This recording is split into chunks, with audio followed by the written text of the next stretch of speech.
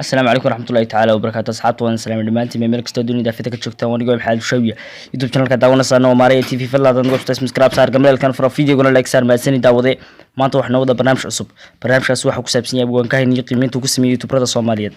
kaasoo YouTuberada Soomaaliyeed uu qaarna ku sharfay qaarna hoos u gurday marka Jacbur Giro gaaban buu marka YouTuberada ku qiimeeyay aniguna Jacbur baan ka dabageeyay isaguna iska gaaban marka Jacburkan ka dabageeyay waan KAAHin ayaa sheegaya abwaan KAAHin ku meesha ka tuuray sidoo kale ku boqorada ku sheegay sidoo kale adigu ragga magacyadooda inkastoo aan soo qaadan anigu YouTuberada magacyadooda marka adigu laba hablood baa ku jiray sidoo kale inana adigu hablaha aad mu caayin waxna mu oranin adigu marka abwaanku halkaas wax mariyay ina daawateen waan maranayaa video-ga oo abwaan KAAHin ku qiimeeyay YouTuberada marka Jacburka yar gaaban ka dabageeyay oo waxaan idhi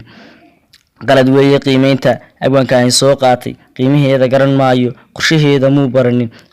qalad weeye maasaduna qaladkii intuu dhaafay qarankeena naafeeyay qooladiina qarangeeyay ragga qaarna qoomeeyay kuwa kalena qorateeyay qalanjooyin caydooda qiimeyn u soo qaaday ragga qaarna qarameeyay boqorana u soo qaaday ragga qaarna qoomeeyay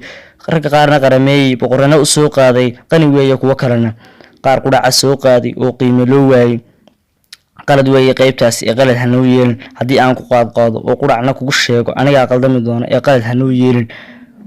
qiimeyn qabiileysan qaar hore ku soo waashay oo buuga qaamuuska qiimahoodii kuba waayay ee qalad hanoo yeelin marka abwaanka intaas sanadagu kula iri wax kale oo kuma oran abwaan KAAHin uu isfahansanahay baan leeyahay waxaana haw bixin baan leeyahay